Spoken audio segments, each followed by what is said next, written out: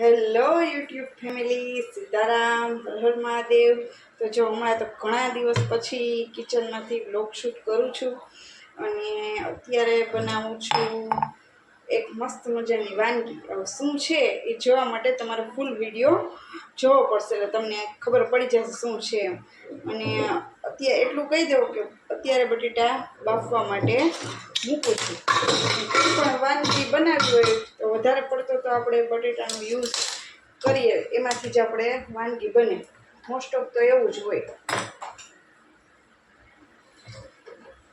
આપણે gas start કરીને બટેટાને બાફવા મૂકી દઈએ અને હવે આગળ આપણે ડુંગળીની બધું સમારી લઈ, ડુંગળી, ટમેટું, મરચું બધું, અને થોડી વાર પછી પાછો વિડીયોમાં બન્યા રહેજો કન્ટિન્યુ। હવે આગળ પાછું શું બનાવું છું એ બતાવું છું। જો બ્રેડ ભરીને રેડી કરી નાખી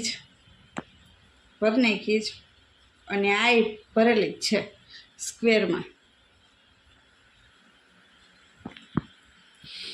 તેલ આવી ગયું છે કે નહીં પેલા ચેક કરી લઈ। અહીં રાખો કેમેરો,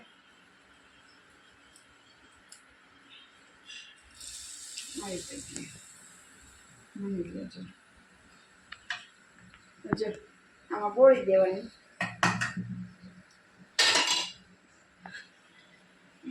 એ ભગવાન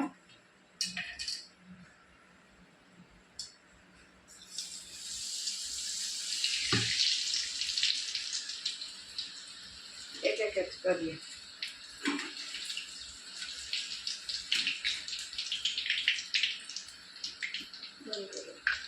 આપણા પકોડા રેડી થાય છે।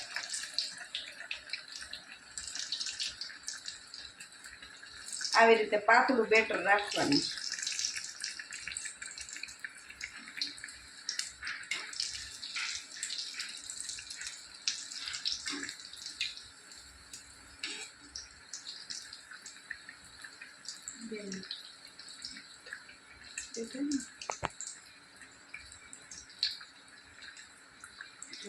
થઈ ગયું મસ્ત મજાનું રેડી।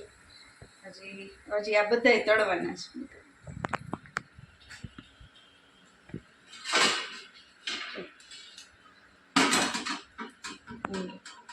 આ રીતનું ફટાફટ લઈ જ લેવાનું, ડાયરેક્ટ આમાં રાખવાનું નહીં, પછી નિતારી નાખવાનું।